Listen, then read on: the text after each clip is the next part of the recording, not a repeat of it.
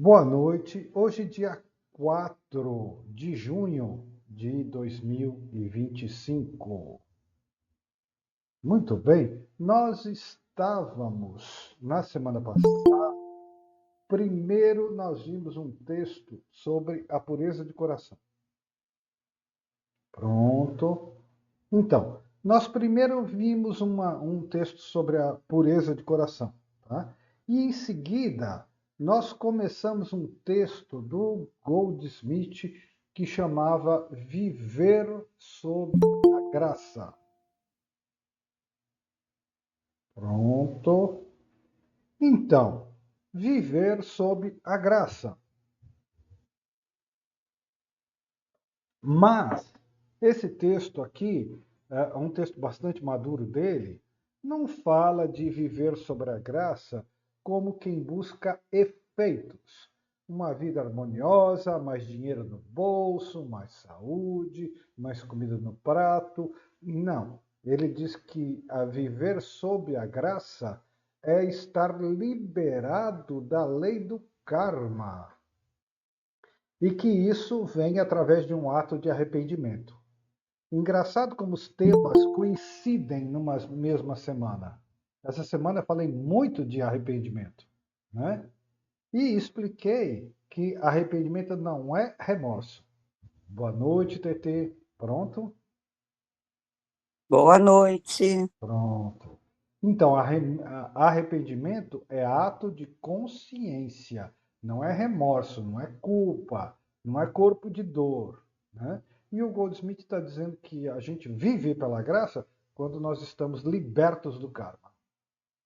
E ele mesmo cita, quando isso aconteceu com a libertação do ladrão na cruz, da adúltera, vai e não peques mais, tá?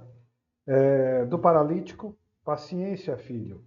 Você ainda passa por uma purificação, mas seus pecados estão perdoados. Quer dizer, está liberado da lei do karma, que é o horror da autopunição por projeção mental. Então, isso é que é viver pela graça para ele. E ele dá esses exemplos bíblicos que eu dei, e eu vou ler o último parágrafo da semana passada para continuar. Então, compartilhar aqui, aqui e aqui.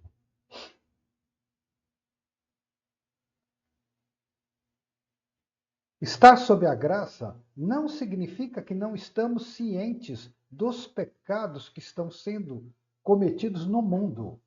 Não estamos alienados. Significa que, em vez de julgá-los e querer ser o meio de puni-los, entendemos que o homem só peca por causa de sua ignorância. Ele não sabe o que faz. Então eu falei, né? A gente olha as pessoas políticas, corte a cabeça, olha o que ele está fazendo. Mas isso não cabe a nós, tá? Nós não somos o meio de punir ninguém, porque Jesus também não castigava e não punia ninguém.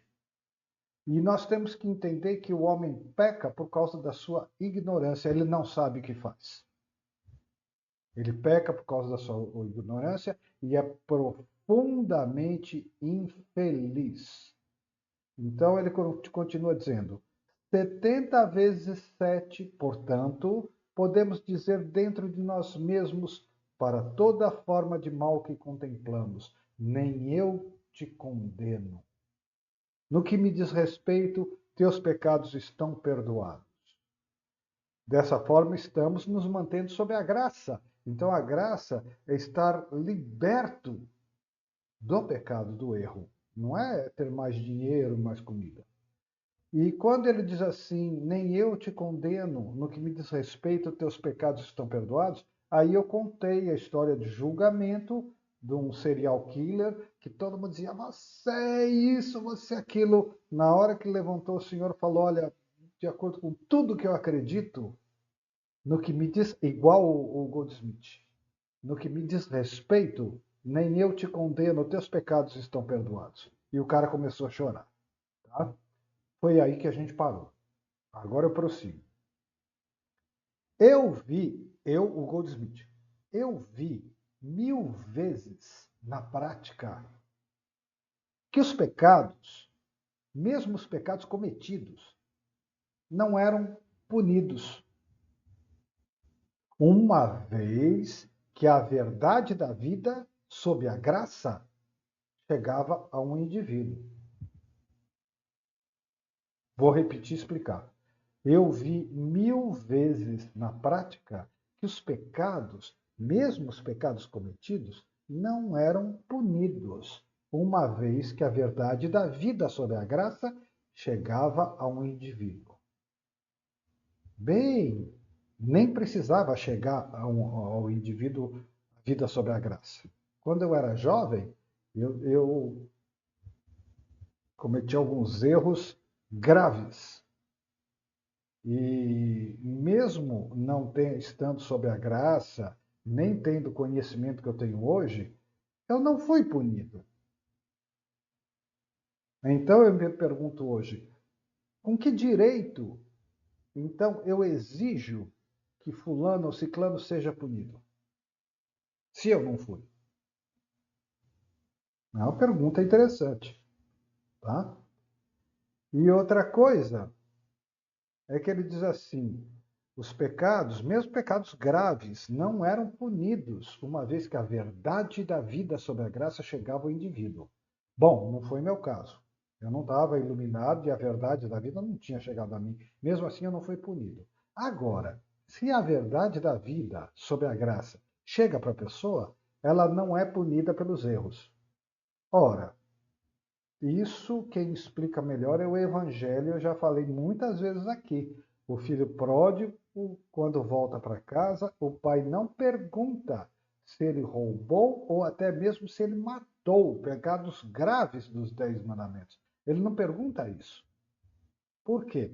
Porque na cabeça do pai aquilo nunca existiu, era pesadelo. Então, se a pessoa despertou, como é que ela vai ser punida pelo que era um sonho, um pesadelo? Nem tem como. Então ele acabou de dizer isso também, com outras palavras, mas ele disse exatamente isso. Quando a pessoa. Ele viu 1000 vezes na prática que os pecados não eram punidos, uma vez que a verdade da vida sobre a graça chegava à pessoa. Quando a pessoa entendia a verdade da vida, ela não precisava mais ser punida. Toda a diferença está na compreensão de viver pela graça, em oposição à crença de viver em virtude de alguma circunstância, condição, pessoa ou atividade externa. Reparem bem a diferença entre viver pela graça, o que é uma vida interior, eu tenho que falar interior porque é a palavra didática. Viver pela graça, pela vida interior, deixar que Deus viva a vida que é dele, em oposição a eu viver na crença em alguma coisa externa. Uma circunstância, uma pessoa, o homem da minha vida, a mulher da minha vida, eu tenho que ser um doutor, o título que eu tenho que conquistar. Tudo uma conquista. Uma segurança, uma garantia, um plano de saúde. E vai indo, vai indo, vai indo, vai indo. Tudo fora. Não vou dizer que essas coisas não sejam boas, mas as pessoas colocam todas as suas expectativas nessas coisas. E aí, muitas vezes, quase sempre, elas se frustram, porque esse não é o objetivo da vida, isso são acessórios. Tá? Pronto. Pereira queria falar, não, desligou o coisa de novo. Então tá, eu vou prosseguir. Então eram acessórios, não é que eu esteja criticando a pessoa ter um plano de saúde, uma casa própria, etc. Mas são as coisas acrescentadas. Não é o nosso objetivo de vida. Nosso objetivo de vida é conhecer a verdade, é viver pela graça. Tá? Então, ele diz que muitas vezes as pessoas tinham cometido erros graves e não são punidos. E aí eu conto também, já contei várias vezes, que tinha um vídeo na internet, que nunca mais eu achei, que as pessoas falavam, por que eu vou à igreja? E primeiro mostrava os motivos que as pessoas dão para não irem na igreja. Ah, ninguém vai me aceitar, minhas roupas, eu sou diferente. E aí os fiéis da igreja respondiam, olha, não tem nada a ver. Até que surgiu uma hora que uma pessoa falou assim, não, eu não vou porque o que eu fiz, é, eu não serei perdoada, não tem jeito. E aí aparece a resposta. A resposta era um piloto de avião. Ele fala, olha, você está falando uma coisa, eu era piloto de avião, eu jogava bombas nas pessoas. E eu estou aqui na igreja e Deus me ama. Acabou, acabou, né? É um outro momento, é uma outra coisa, é o agora sob a graça, agora sob a proteção de Deus. Aquilo acabou, aquilo era um pesadelo, aquilo acabou. Né? Então ele se sente protegido por Deus, na forma de igreja, né? Mas protegido por Deus. Então, é o que eu falo, Jesus nunca condenava as pessoas, nunca condenou. Mesmo quando ele era duro com os fariseus, ele era duro com os fariseus, não como punição, mas dizendo: vocês não querem, vocês não acreditam. É diferente. É diferente, é outra história. Então vamos adiante.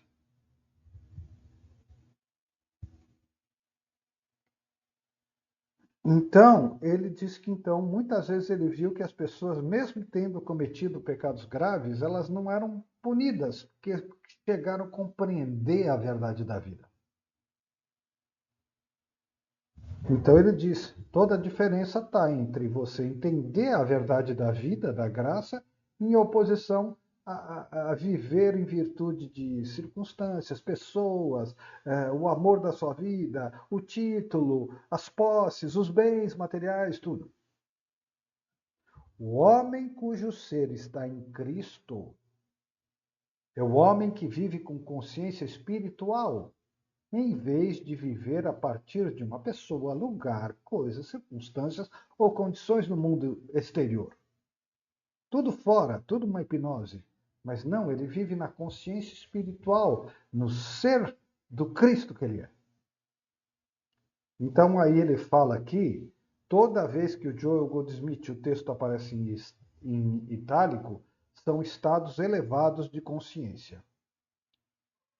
Então ele diz aqui: obrigado, Pai, eu já sou. Não há nada a desejar. Não há alterações e nem ajustes necessários. Não há nada a ser corrigido ou consertado. A cada momento, tu és minha graça. E então, mesmo sem meu planejamento ou pensamento, ela flui a graça e produz o maná conforme é necessário. O maná do companheirismo, satisfação, alegria, dinheiro, transporte ou o que for necessário, de acordo com a crença humana. As coisas acrescentadas.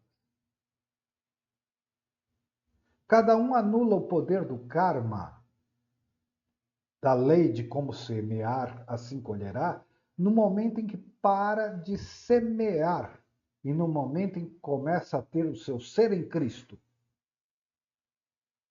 Estar em Cristo é entender as grandes palavras. De novo estado elevado de consciência. Obrigado, Pai. Eu sou. Não serei, não devo ser, não mereço ser. Eu sou. Tudo que tens é meu. Eu vivo, me movo e tenho meu ser em tua consciência divina. E a partir deste momento, a vida se realiza através de mim. A vida se vive através de mim, como eu. A vida flui. e eu sou um observador de sua atividade. A vida é de Deus, a vida é o próprio Deus. Nesta meditação, você eliminou todo o castigo por ações passadas, porque morreu para o homem que cometeu o pecado. E renasceu no novo ser. Gente do céu!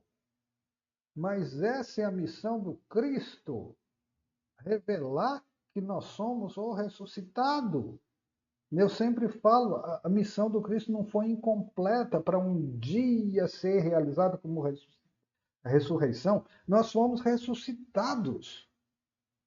Nós já somos completos, nós já somos perfeitos. Nós somos o ser que renasceu. Ah, mas por que eu não me ilumino? Porque você está dormindo. Acorde. Acorde.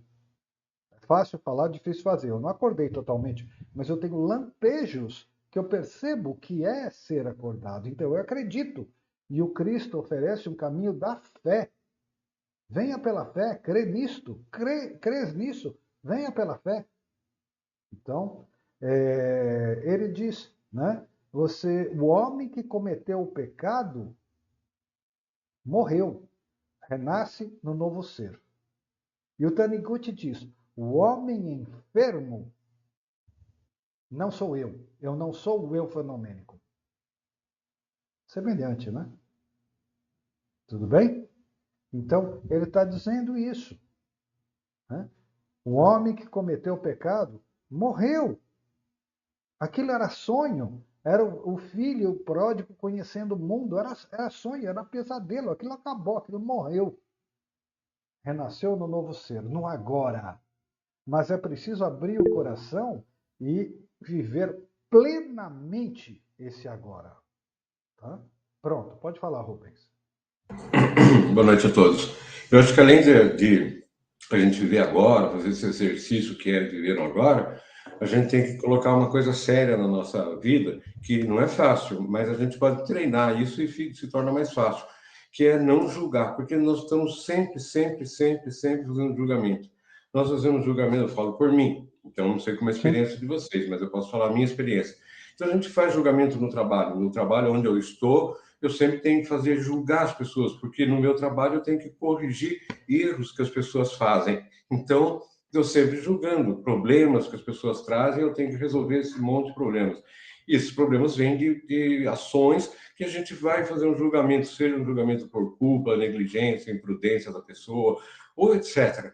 Ou então a gente está julgando quando a gente abre o Facebook, a gente vê alguma notícia, a gente faz o nosso julgamento pessoal. É uma coisa complicada a gente viver isso. Verdade. Mas a gente tem que pensar assim, eu penso assim, nós somos um personagem. Eu não existo verdade, eu sou um personagem que eu mesmo criei pelas minhas memórias, pelas minhas experiências e tudo mais. Você é um personagem. Todos nós somos personagens. Então, como um personagem que não tem nada ali assim, não tem um significado realmente, se a gente for ver por esse sentido, tem o direito de julgar um outro personagem. Então a gente tem que começar a pensar, É fazer umas verdade. elucubrações assim, porque se a gente quer viver pela graça, a gente só vai conseguir viver pela graça se a gente parar de julgar, né? Verdade.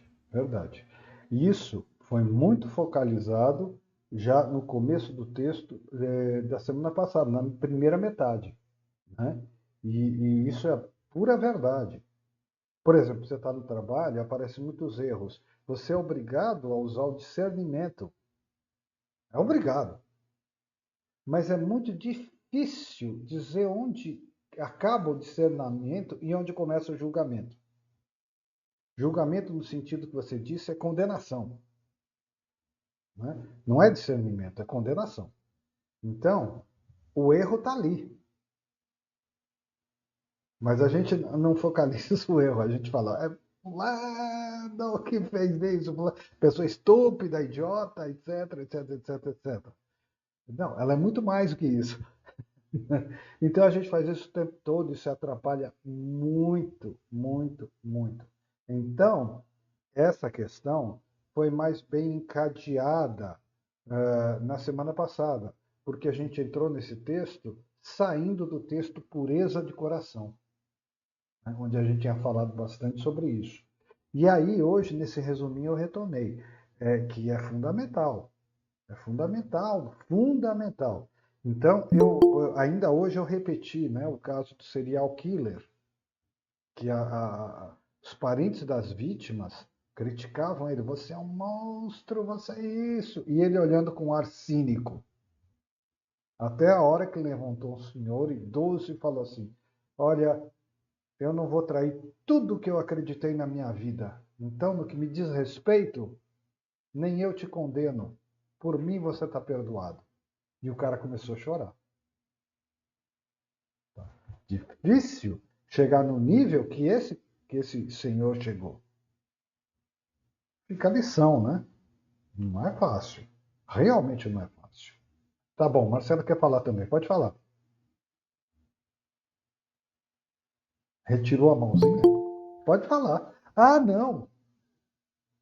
Ele não quer falar, ele quer entrar. Eu estou olhando aqui, achando que ele quer falar, não vai falar nunca. Ele quer entrar, tá? Eu estava entrando, ele entendeu. Eu estava lendo e entendendo tudo errado. Tá? Então, esse exemplo do serial killer foi um negócio muito sério, porque não só ele ilustra o que você disse, como todo mundo viu o efeito no psiquismo, na consciência do acusado. Né? Pela única vez, ele chorou, porque até então ele olhava com um olhar mais frio e mais cínico ainda. As pessoas estavam colhendo o que estavam plantando, afinal de contas. É duro, viu? Eu gosto de citar esse caso porque mostra como é duro na situação dessas pessoas que estavam condenando não condenarem. Eu também não condeno elas. Elas eram movidas pela dor. Agora, precisa ter um grau espiritual mais elevado, porque a dor também atingiu aquele senhor. E, no entanto, né? E, no entanto ele viu a situação de uma outra forma. Tá? É bonito, mas é muito difícil. Eu gosto desse exemplo exatamente porque é um caso extremo. Né? É muito difícil. E também tem um texto que eu li aí recentemente, acho que era do Papa João 23, dizendo que o erro é o erro, a pessoa é a pessoa. A pessoa tem sempre a dignidade do ser humano, que é preciso não confundir as coisas. Né? E esse texto fala disso. Tá? Porque está falando de viver sobre a graça, mas eliminando o castigo, eliminando a lei do karma.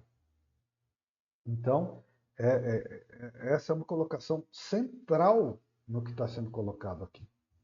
Central. Tá? Bom, se todos querem ser liberados do karma, a primeira coisa é não ser julgar, é não julgar, para não ser julgado.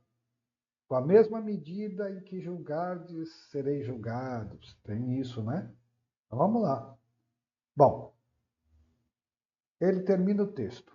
Nessa meditação, você eliminou. Eu vou ter que ler de novo. Obrigado, Pai. Eu sou. Não serei, não devo ser, não mereço ser. Tudo que tens é meu. Eu vivo, me movo, tenho meu ser em tua consciência divina. E a partir deste momento, a vida se realiza através de mim. A vida se vive através de mim, como eu. A vida flui e eu sou um observador de sua atividade. Nessa meditação, nessas palavras, né? Nessa meditação, você eliminou todo o castigo por ações passadas. Porque morreu para o homem que cometeu o pecado e renasceu no novo ser. Muitos de vocês devem se lembrar que houve um tempo em que talvez você fumou e bebeu e teve uma cura. Ah, eu sim, várias. Você fumou e bebeu e teve uma cura. E então, no dia seguinte, você não fumava e não bebia.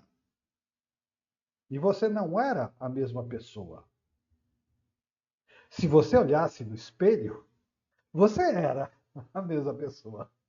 Mas para si mesmo, você não era. Você não era mais. Porque então você se perguntava como essas coisas poderiam tê-lo mantido em cativeiro. Como poderia acontecer isso da gente ser escravo dessas coisas? Então a gente não se reconhece mais. Isso aconteceu comigo, tranquilamente. Também tem um caso interessante para contar sobre isso. Uma vez eu estava vendo um documentário na internet, um documentário sério, sobre LSD, né? E que numa época que ninguém sabia direito o que era, eles quiseram fazer pesquisas com LSD, porque talvez fosse uma droga interessante de se usar com soldados da guerra. Olha a ideia. Aí começaram a fazer experiências com voluntários. E a experiência saiu exatamente ao contrário. As pessoas tomavam LSD e não queriam lutar mais, não tinham mais condição. E aí eles separaram um caso clínico de um cara alcoólatra, assim, num grau extremamente degradante. E aí botaram ele no hospital, deram uma dose forte de LSD e no dia seguinte ele simplesmente não bebia mais. Ele não falou nada e simplesmente não bebia mais. E aí as pessoas perguntaram, né? Porque era uma pesquisa, ele era voluntário. O que houve? Por que você não bebe mais? Ele virou e disse assim: Deus se apresentou para mim e me disse: chega, basta, acabou. E acabou. Morreu o homem velho, nasceu o homem novo. Aquele eu alcoólatra morreu, era uma ilusão. Experiência da LSD, que eu acho assim extremamente semelhante às experiências do Daime e da ayahuasca. Eu falo isso, eles ficam furiosos, mas para mim é a pura verdade. Tá? Tudo bem? Então essa é uma história muito interessante. Tá? Então, como as coisas. Eu contei essa história porque mostra como a vida espiritual pode mudar radicalmente essa realidade. E foi o que o Goldsmith acabou de contar. Ele disse: quem na juventude talvez não tenha fumado, bebido, teve uma cura e no dia seguinte não conseguia fumar e não conseguia beber? Porque você não era mais aquela pessoa. Aí você olhava no espelho e fala: eu pareço a mesma pessoa, mas eu não sou. Eu não sou eu enfermo. Eu não sou o vício, eu não sou o pecado. Eu sou eu. Tá? Então, esse eu sou eu é a libertação de todos os pecados. Mas para que eu sou eu não quero ser, eu quero me libertar de ser o viciado, o bêbado, o alcoólatra. Eu quero ser libertado de ser julgado e rotulado.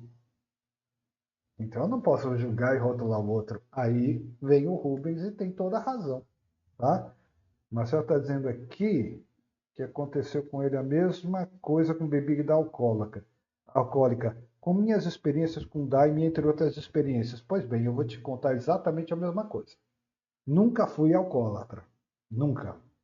Mas no dia que eu tomei ayahuasca, que era na união do vegetal, eles chamam de vegetal. No dia que eu tomei, no dia seguinte, nunca mais eu botei álcool na minha boca. Eu olhava assim. Ugh. Depois de alguns anos, eu passei a tomar assim uma mouse beer de mês em mês. Só, nunca, mais nada. Nem champanhe de ano novo, nem nada. Um asco. E a minha experiência foi igual à do Marcelo. Está dizendo a mesma coisa. Asco, asco. Cerveja, então, passou a ser a coisa mais nojenta e asquerosa do mundo. E com a vibração baixa. Mas ninguém. Simplesmente aconteceu. E é o que ele está dizendo.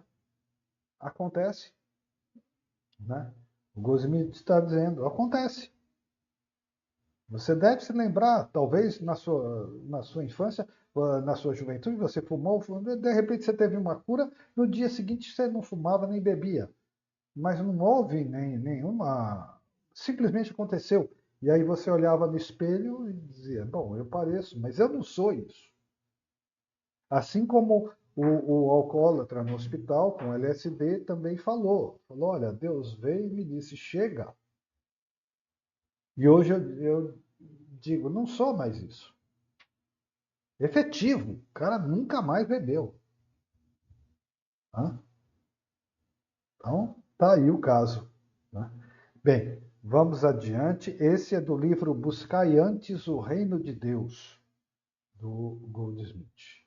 Então, agora, como eu já falei para vocês, eu sempre dou preferência, porque eu já terminei esse ciclo, eu dava preferência para traduzir os livros do Goldsmith, os últimos, mais maduros, mais vividos, mais centrados na vida mística, não na metafísica. Tá? Então, esse é um deles. Agora nós vamos para outro texto do Goldsmith pequenininho, totalmente relacionado, tá? De outro livro que eu traduzi, Vivendo a Vida Iluminada. Aqui e agora, reconheça que o Cristo habita em você. Deus não o enviou à Terra sem esse Cristo habitando. Pois isso seria equivalente a deixá-lo solto na terra em um mundo de leões urrantes. Somos nós que abandonamos o Cristo em nós. O Cristo não nos abandonou. Abandonamos o Deus de nossos pais. Deus não nos abandonou.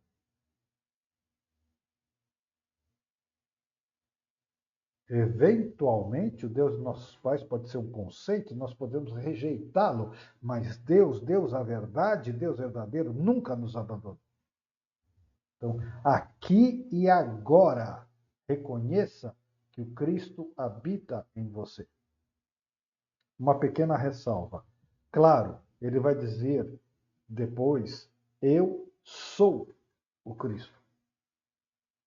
Mas quando ele diz reconheça que o Cristo habita em você, ele está falando para a gente assim para os primeiros passos. Porque em alguns livros ele é muito claro. Num primeiro momento a gente reconhece a presença.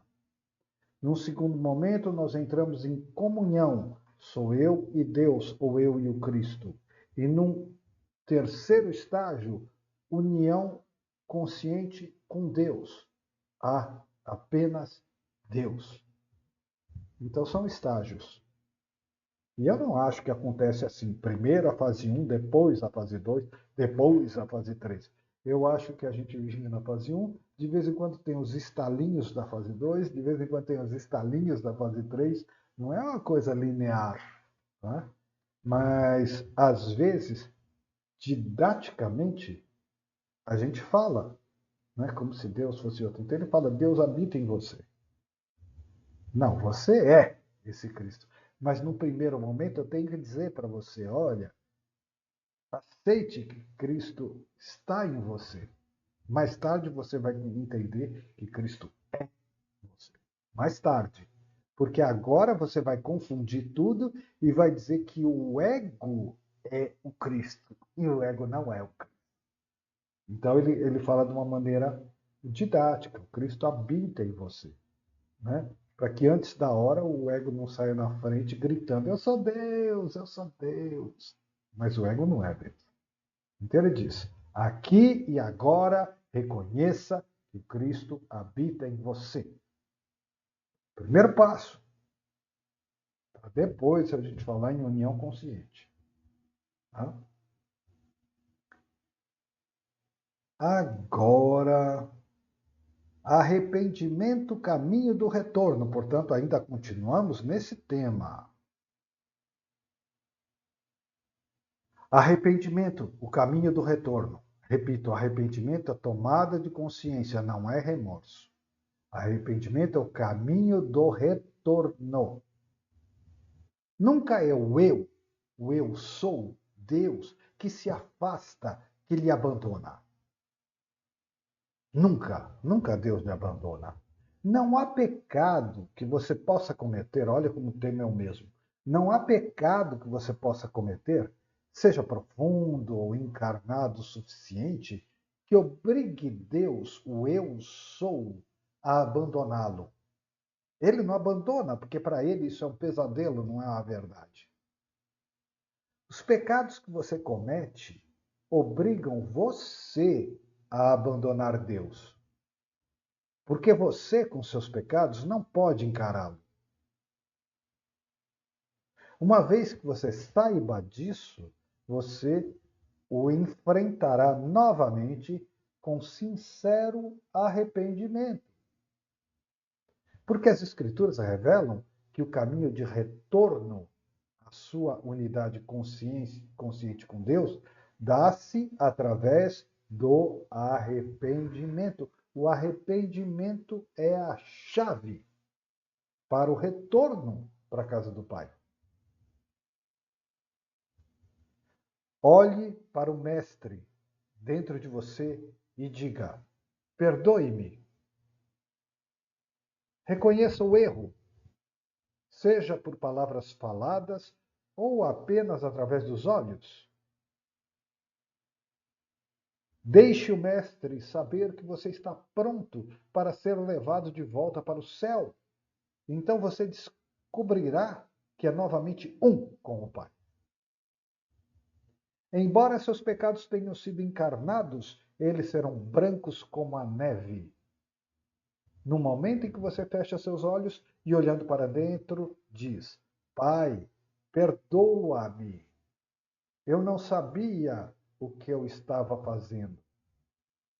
Eu fiz, mas eu não sou o erro, eu não sou esse que erra. Eu sou perfeito, eu sou filho de Deus.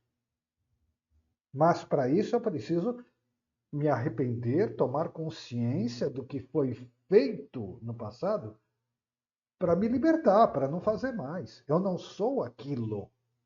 Pronto. Como filho pródigo, você descobrirá que, à medida em que você alcança 1% do caminho, seu pai virá os outros 99% do caminho para lhe encontrar. É verdade, a Bíblia conta isso, que o pai no portão sai correndo para receber o filho, não espera o filho chegar. Então, você descobre que você anda 1% e o pai vem os 99% do caminho para lhe resgatar. Mas é preciso 1%, é preciso você querer. Ele vem para lhe encontrar, tocar-lhe mais uma vez, para vesti-lo com o manto real, o anel real e a sandália real. Todos pecaram, ninguém está sem pecado. Mesmo aqueles que se consideram os mais justos, pecaram. Mesmo que não saibam como pecaram. Claro, basta estar na condição humana. Então, mesmo aqueles que se consideram os mais justos, pecaram, mesmo que eles não saibam como. Mas eles pecaram? Nós pecamos?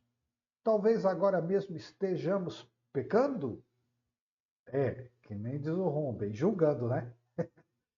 Talvez agora mesmo estejamos pecando. No entanto, isso não pode ser a causa de separação entre nós e o Pai.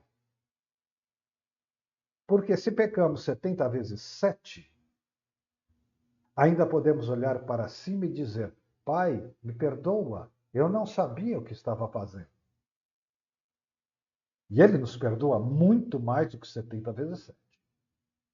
E tão logo voltemo-nos para o Pai, para este eu, estaremos mais uma vez unificados com a nossa fonte, o eu sou, que é o nosso Pai. Joel Goldsmith, o eu místico. Então, repito, arrependimento. Cristianismo é o caminho do arrependimento enquanto tomada de consciência. E ele é super mal interpretado e entendido como um caminho de culpa e de remorso. Não é verdade. Bom, agora nota que eu falei ali no texto, veja adiante a nota. Quando ele diz, todos pecaram, estamos pecando, talvez estejamos pecando. Então vamos lá. A palavra pecado, o que significa pecado? A palavra pecado tem sido incompreendida ao longo dos séculos. Traduzida de forma literal do grego antigo, idioma em que o Novo Testamento foi escrito originalmente, essa palavra pecado, significa errar o alvo. Como na situação de um arqueiro que falha em atingir o alvo. Quem explica isso é o Eckhart Tolle. No dicionário etimológico, origem da palavra é online. Ô, Jean, Deixa eu só terminar a frase. No dicionário etimológico, origem da palavra, encontramos do latim peccatum, falta, delito, que originalmente queria dizer pisar em falso, tropeçar, porque vem de pés, pé, peccatum. É pisar em falso, é tropeçar. Pronto. Pode falar, Pereira. boa noite a todos.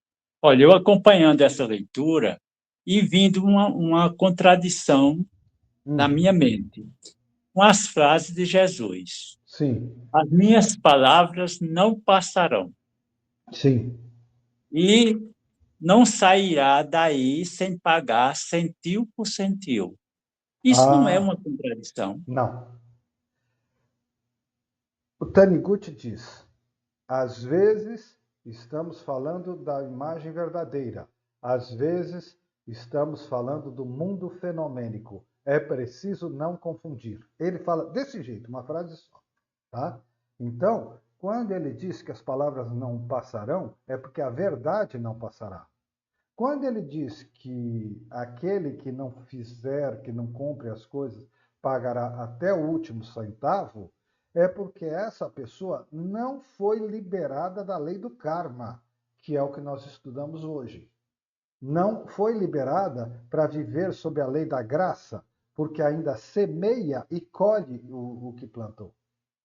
Tá? Então, quando ele é nessa passagem que ele diz, pagará até o último centil, pagará de acordo com sua própria consciência, pagará de acordo com a lei do karma. Por quê? Porque não aceita a doutrina da verdade e do amor. É por isso que ele diz isso.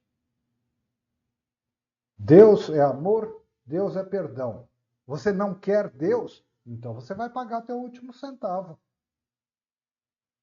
Cobrado por Deus? Não, cobrado pela sua própria consciência. Você vai pagar até o último centavo, sim, porque quem cobra é a sua própria consciência, não é Deus. Mas por quê? Quando Deus está lhe dizendo, venha, você diz, não quero. Então, o ensino do Evangelho tem esse sentido. Tá? Então, nessa passagem aí, ele está falando do mundo fenomênico. E ele está falando de quem se recusou. Minhas palavras não passarão. Só que eles não querem. Eles não querem. Simplesmente não querem. Bom, então nesse caso não tem jeito. Só pagando até o último centil e começando tudo de novo. Reencarnando. Reencarnando, reencarnando, reencarnando, reencarnando. Tá? Então é esse o sentido. E o que o Goldsmith propõe aqui é que a gente se liberte desse círculo vicioso. Né? Como? se arrependendo, quer dizer, aceitando a palavra. Que quem vai pagar até o último centavo não quis aceitar. Aceitando a palavra, aceitando a doutrina do amor, que inclui não julgar para não ser julgado. Se você julgar, você vai pagar o teu último centavo exatamente na mesma medida em que julgou. Esse é o problema que o Rubens colocou. Eu não julgo? Julgo, mas eu vou pagar até o último centavo por todo julgamento que eu fiz e faço. Por quê? Porque saiu da minha própria consciência. Então quem cobra é minha própria consciência. Não é Deus que me condena. Tá? Eu estou sonhando, estou vivendo um pesadelo como filho pródigo, conhecendo o mundo, e o pai está dizendo assim, volta, e eu estou dizendo, não quero, eu quero conhecer o mundo. Até o dia que dizer, poxa, eu vou voltar. Aí sim. Aí já não existe nem erro, nem centavo, nem ceitil a ser pago, porque era sonho. Era sonho. Então é a velha história. A vida é sonho. Mas para quem está sonhando, o sonho é muito real. Então é isso. É isso que ele estava ensinando nessa passagem. Ele está dizendo que a vida fenomênica cobra. Né? E que para você se libertar disso, você precisa abraçar a vida espiritual. Minhas palavras não passarão. Minhas palavras são verdade eterna. Não são impermanência. Então é preciso aceitar isso. É preciso abrir o coração. Por isso que eu botei um texto sobre o coração puro antes de começar essa sequência do arrependimento. Tá? Então, voltando aqui onde eu estava, o pecado, então, na verdade, ele é simplesmente tropeçar. Tropeçar, pisar em falso. Acidente de percurso. Então, a gente não deveria levar tão a sério e se culpar com remorso. A gente deveria simplesmente se arrepender, se conscientizar e dizer: não sou isso. Não vou repetir, não porque é feio. Eu não vou repetir mais porque eu não sou isso. Foi um deslize, uma ilusão, mas eu não sou isso. Mas não é isso que eu sou outra coisa. Tá?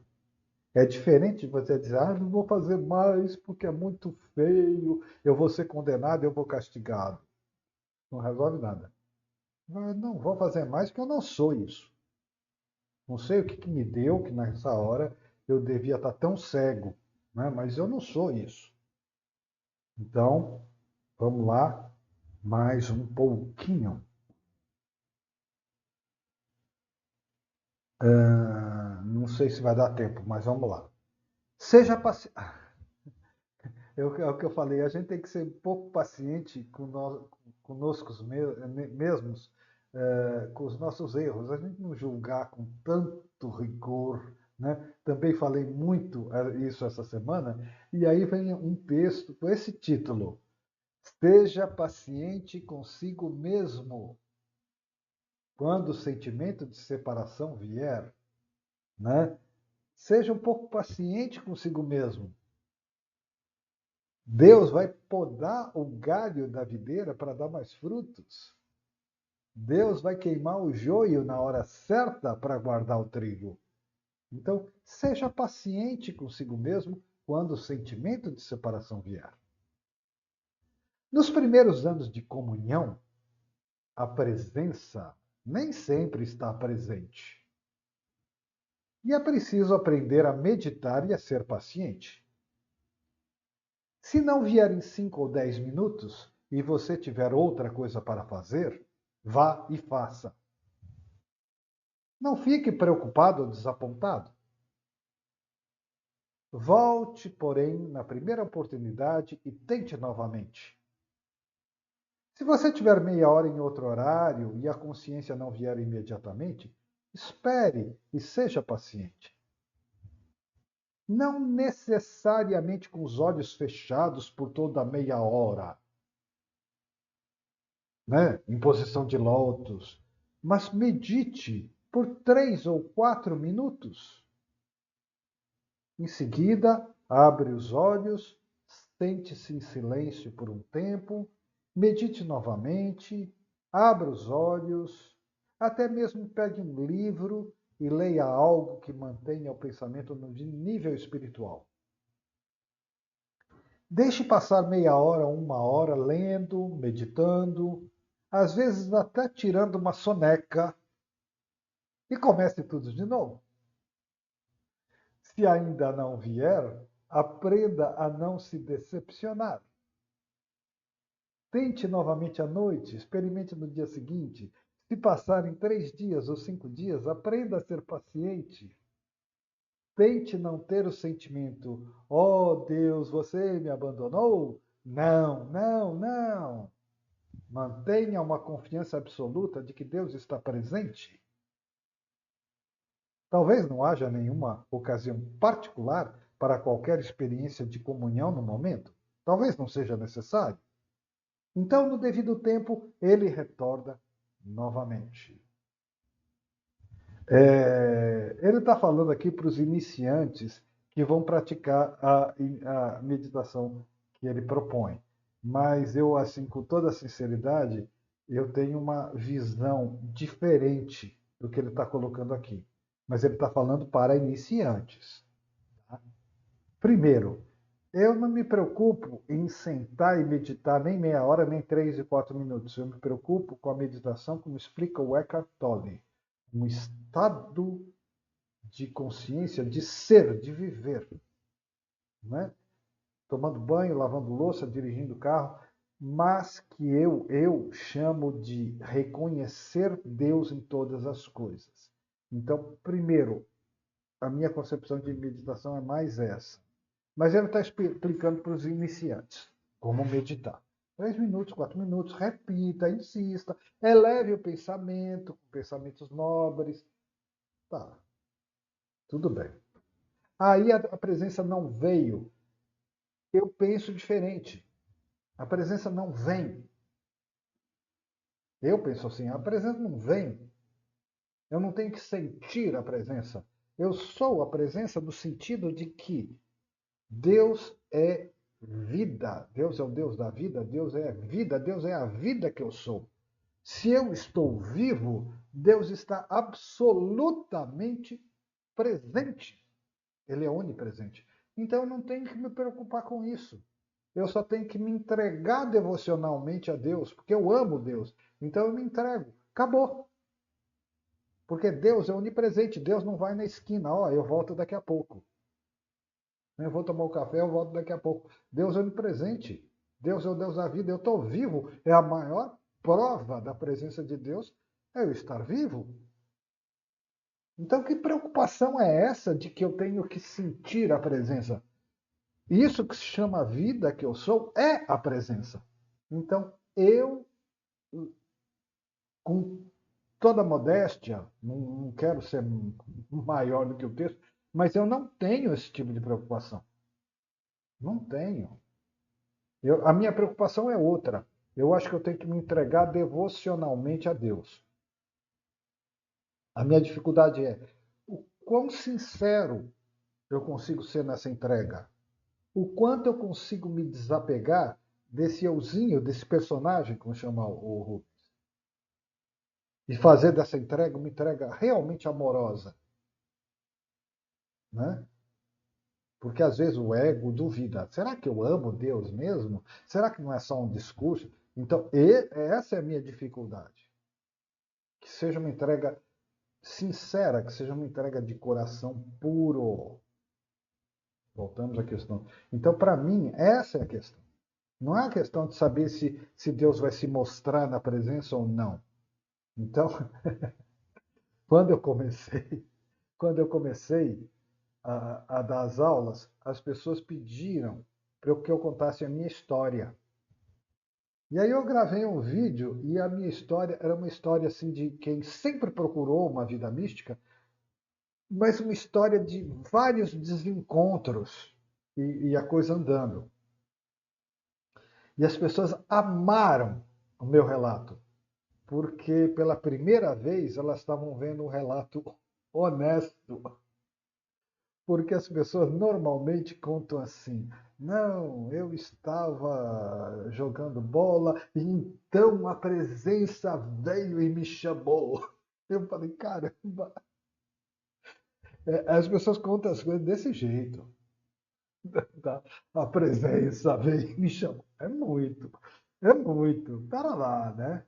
Então, aí, como eu comecei a contar aquelas histórias de vários desencontros, as barcas furadas que a gente toma, e como eu fui descobrindo aos poucos, as pessoas riram e aí amaram, né? Falando: poxa, aí uma pessoa como nós, uma pessoa honesta, para variar um pouco, né? Então, foi assim a história minha, tá? Então, eu não tenho essa preocupação. Ele diz que no devido tempo a presença vai retornar. Vou ler o último parágrafo rapidinho, que ainda dá tempo, é só um parágrafo. Não sei se chegará o dia em nossa experiência humana em que se poderá dizer que para sempre não há sensação de separação de Deus. Acho que só Jesus mesmo. Pois sinceramente não atingi tal estágio. Por falar em honestidade, ele está dizendo que não atingiu tal estágio. Passei longos períodos sem conhecer um único minuto de uma sensação de separação.